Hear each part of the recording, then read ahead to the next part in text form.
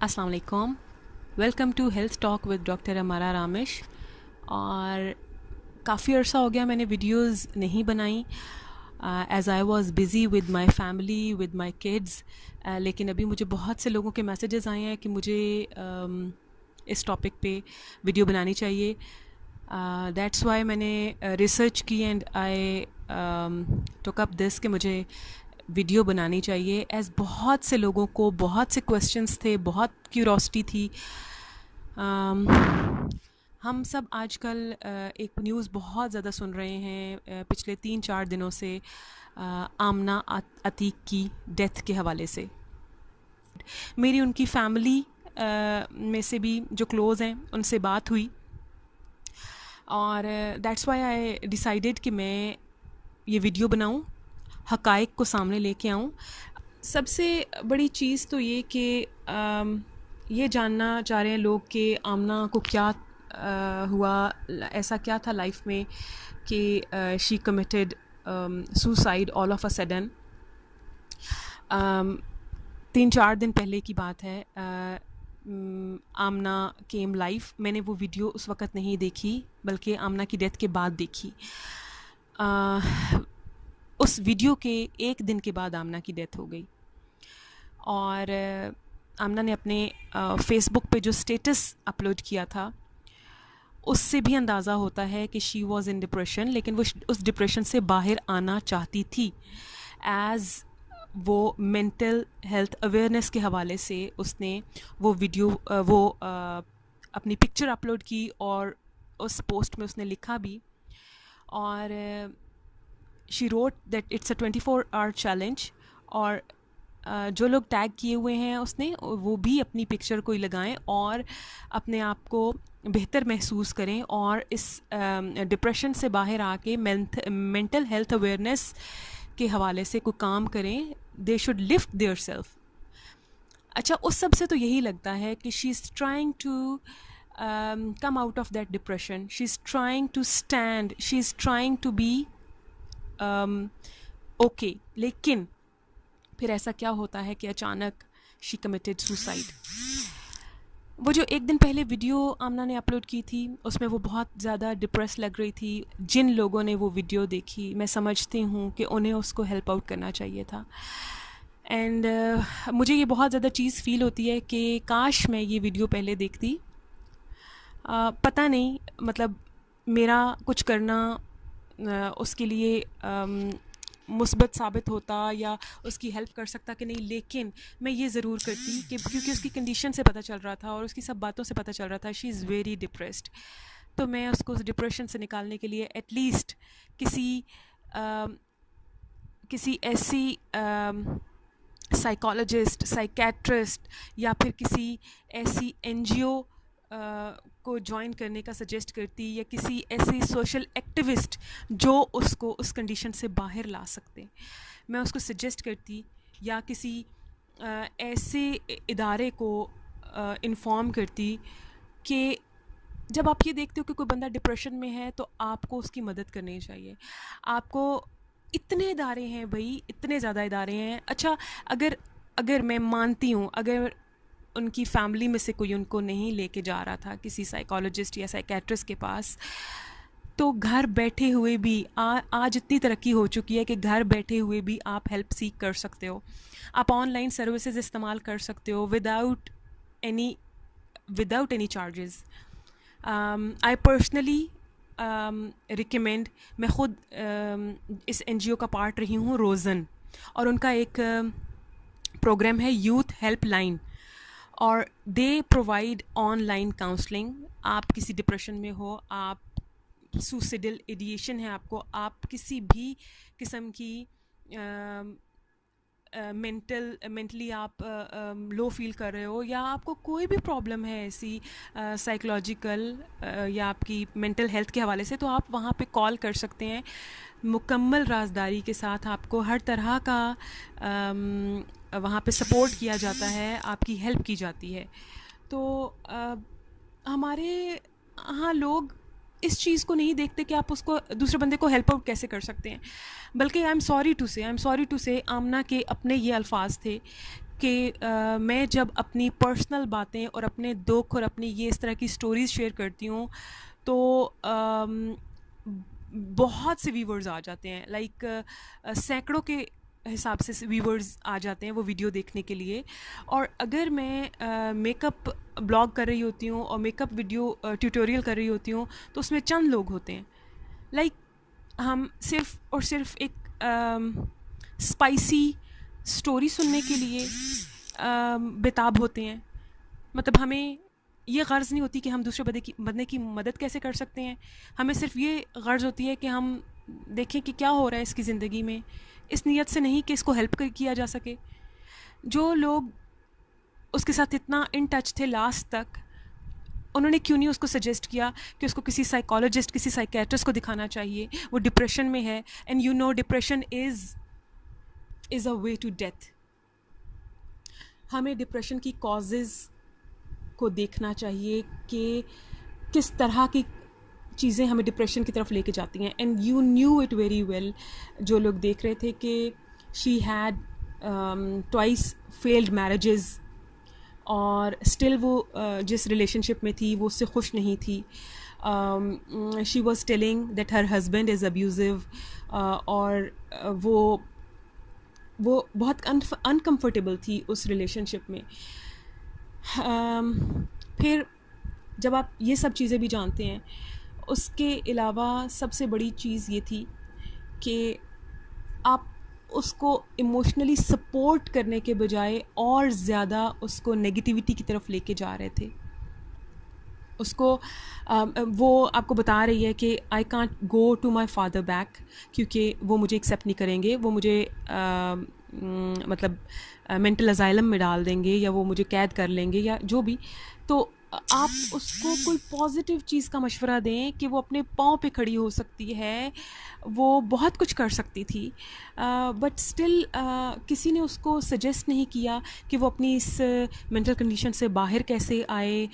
बंदा हिम्मत नहीं करता। जो लोग डिप्रेशन से गुज़रते हैं वो ये जानते हैं कि बहुत से लोग ऐसे होंगे जो मेरी बात से एग्री करेंगे कि जो बंदा डिप्रेशन में होता है वो ख़ुद उससे बाहर नहीं आ सकता, उसको किसी न किसी की हेल्प की ज़रूरत होती है, किसी क्लोज़ फैमिली मेम्बर की, किसी फ्रेंड की, उसको हेल्प की ज़रूरत होती है। आपको फोर्स करना पड़ता है दूसरे बंदे को कि आप जाओ, आप अपना ट्रीटमेंट करवाओ, क्योंकि जब आप डिप्रेशन में हो तो आप इतना लो फील करते हो कि आप हिम्मत ही नहीं करते अपना इलाज करवाने की। आप कहते हो छोड़ो छोड़ो, मुझे इसी हाल में छोड़ दो। तो कोई उसको सपोर्ट करके उसको ज़बरदस्ती करता, उसका इलाज होता, तो मेरा ख़्याल में कि हालात ऐसे ना होते जैसे आ जाएं। एक इतनी खूबसूरत लड़की, एक इतनी प्यारी, इतनी यंग लड़की आज इस दुनिया से चली गई।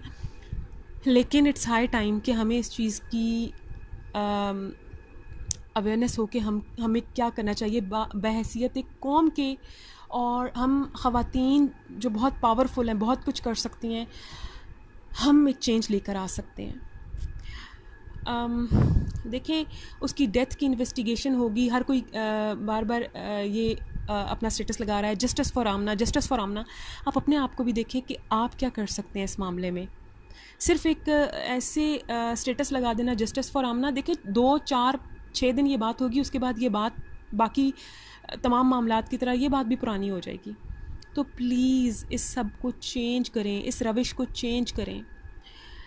और आप प्लीज़ अपनी थिंकिंग को चेंज करें कि हमें किस तरह से दूसरे की हेल्प करनी है।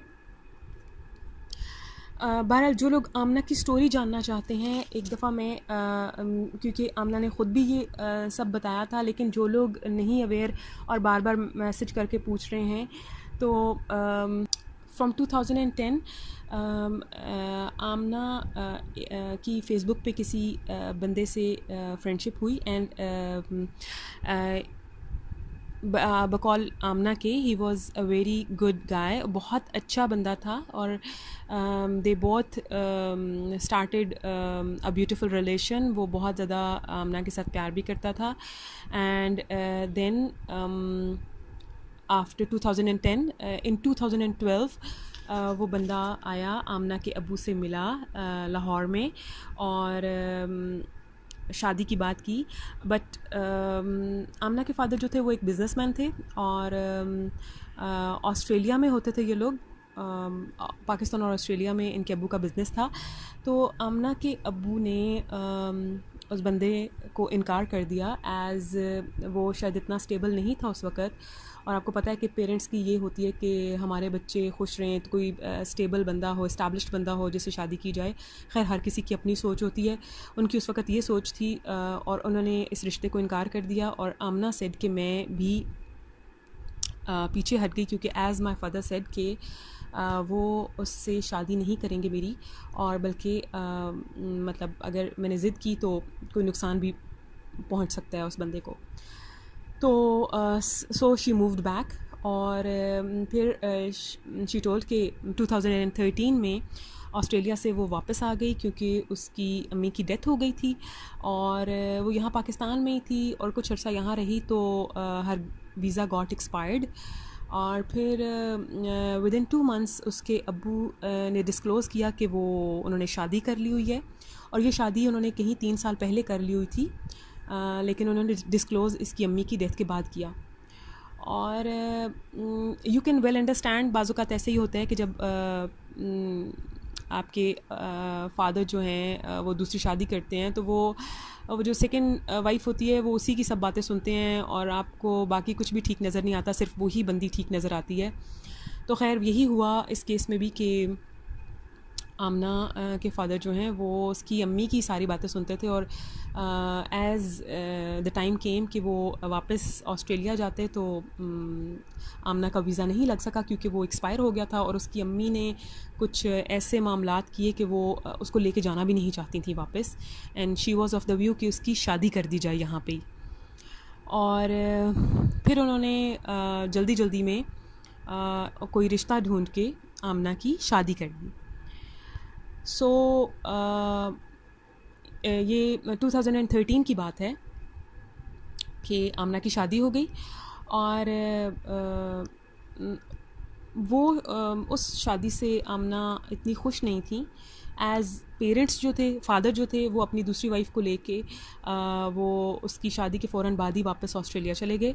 और ये बंदा जो था, ज़ाहिर है Aamna was all alone here with this guy. तो वो ड्रिंक किया करता था, ड्रग्स लिया करता था, and he was involved in girls. और वो एक मेंटली डिस्टर्ब बंदा था। और उसके इन तमाम चीज़ों से आमना डिप्रेशन में भी चली गई। एंड फिर करते करते एज़ पीपल सजेस्ट, हमें लोग सजेस्ट करते हैं कि भाई अच्छा चलो कोई नहीं, कोई बच्चा शच्चा हो गया तो सब कुछ ठीक हो जाएगा, बंदा बदल जाएगा और कोई तब्दीली आ जाएगी इसमें। तो सो शी ट्राइड कि शायद हो सकता है इस तरह कोई बेहतरी आ जाए। As she was also working, उसका मेकअप स्टूडियो था, वो एक मेकअप आर्टिस्ट थी, तो साथ साथ वो काम भी कर रही थी। सो इन 2015 आमना की एक बेटी हुई। और लेकिन उस बच्ची के बाद भी उस बंदे में कोई ख़ास चेंज नहीं आया। वो थ्रेट भी किया करता था आमना को डिवोर्स के हवाले से। और ऐसे करते करते फिर आखिर एक दिन क्या हुआ कि उसने आमना को डिवोर्स कर दिया। देन क्या हुआ कि आमना पेरेंट्स के घर वापस आ गई। बट उसके फादर वही, जिस तरह से हमारे यहाँ टिपिकल सोच कई लोगों की होती है कि नहीं, कि डिवोर्स हुई है तो ये बेटी घर वापस आ गई, तो उसके फादर ने उसको एक्सेप्ट नहीं किया। So she started living with a friend, अपनी फ्रेंड के साथ रहना शुरू कर दिया आमना ने। और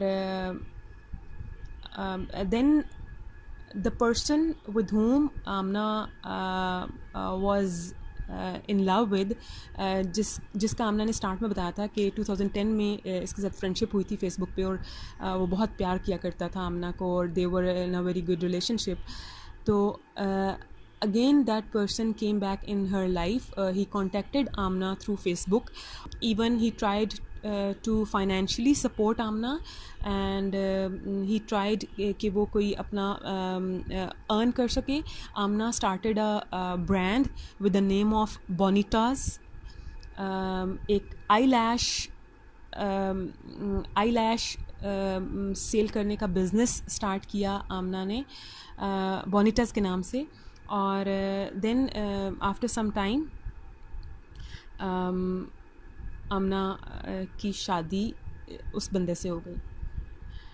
अच्छा, आमना की काफ़ी वीडियोस भी थी इस हवाले से, और उसकी पोस्ट भी मैंने देखी हैं कि वो बहुत ज़्यादा एडमायर करती थी इस बंदे को, आयान को। उसका नाम आयान है। और वो उसने आमना की बेटी को भी अडॉप्ट किया, और आमना की बेटी उसके साथ रह रही थी, और she was very very happy with this life.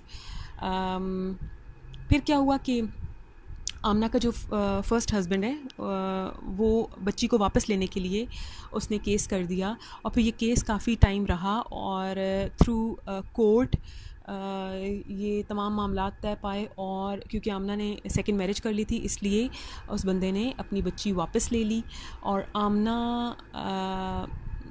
आप सोच सकते हैं कि जब ज़ाहिर है आपसे बच्ची कोई वापस ले ले तो आप किस कदर तकलीफ़, किस कदर दुख से गुज़रते हैं। आपके जिस्म का हिस्सा वो बच्चा आपसे कोई ऐसे छीन ले। तो आमना उसके बाद बहुत ज़्यादा डिप्रेशन में चली गई थी, बहुत ज़्यादा, and she was trying hard कि वो अपनी बच्ची को वापस ले सके। इन द मीन वाइल आमना के और आयान के बीच में भी चीज़ें स्टार्ट हो गई, और इनका रिलेशनशिप वैसा नहीं रहा। और यू कैन अंडरस्टैंड कि आप डिप्रेशन से किस हद तक चले जाते हो डिप्रेशन की वजह से। ये तमाम चीज़ें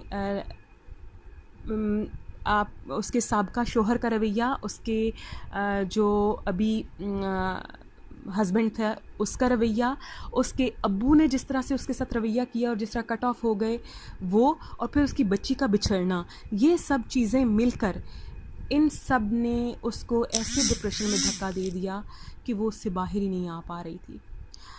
और फिर फैमिली भी उसकी जो अपनी फैमिली है हस्बैंड की, या हस्बैंड की फैमिली नहीं, उसकी अपनी जो फैमिली थी वो भी उसके साथ नहीं थी कि कोई उसको सपोर्ट करता, कोई उसको इस डिप्रेशन से बाहर लेके आता, उसका ट्रीटमेंट करवाता। ये सब चीज़ों ने मिल के उसको मार डाला, वरना कोई भी शख्स अपनी जान नहीं लेता। वो इस हद तक मजबूर हो गई कि शी कमिटेड सुसाइड। तो बहुत ज़्यादा मुझे ये सोच के तकलीफ़ होती है कि कोई जीता जागता बंदा कैसे अपने आप को धकेल देता है मौत की तरफ। तो प्लीज़ प्लीज़ प्लीज़ मेरी आप सबसे एक गुजारिश है, जो भी ये वीडियो सुन रहे हैं, देख रहे हैं, काइंडली अपने इर्द गिर्द लोगों को देखें। कोई भी डिप्रेशन में है, कोई भी तकलीफ़ में है, आप उसको उससे बाहर लाने की कोशिश करें। आप ख़ुद पर्सनली कुछ नहीं कर सकते, काइंडली उनको ऐसे इदारों की तरफ मशवरा दें जाने का कि वो उनको हेल्प आउट कर सकें उस डिप्रेशन से बाहर लाने के लिए। क्योंकि डिप्रेशन एक ख़ामोश कातिल है, ये लोगों की ज़िंदगी ले लेता है और पता भी नहीं चलता। सेकेंडली ये है कि आमना को नेगेटिवली डिस्कस करने के बजाय प्लीज़ प्लीज़ आप उसके हक़ में दुआ करें, आप उसके लिए सूरह फातिहा रिसाइट करें। अल्लाह ताला उसकी आगे की मंजिलें आसान करें, अल्लाह ताला उसके गुनाह माफ़ फरमाएं, अल्लाह ताला उसको बख्श दें। प्लीज़ आप कुछ पॉजिटिव करें। एक एक बंदा भी जो ये वीडियो देखता है, जो ये सुन रहा है, वो अगर इसमें पार्टिसिपेट करेगा, वो अगर आज इस चीज़ का प्लेज लेता है, आज अगर अहद करता है कि मैं किसी को भी अपने इर्द गिर्द देखूँगा डिप्रेशन में तो मैं उसकी हेल्प करूँगा, तो मेरा ख़्याल में कि एज अ सोसाइटी बहुत ज़्यादा हम चेंज लेके आ सकते हैं। तो काइंडली आप इस मैसेज को आगे बढ़ाएं और साथ दें इस डिप्रेशन से लोगों का बाहर आने में। तो आई होप आप लोगों को ये वीडियो देख के बहुत सी चीज़ें क्लियर हो गई होंगी। सो इंशाल्लाह नेक्स्ट किसी वीडियो के साथ मैं दोबारा ज्वाइन करूँगी। Thank you so much. अपना बहुत ख्याल रखिएगा। अल्लाह हाफ़िज़।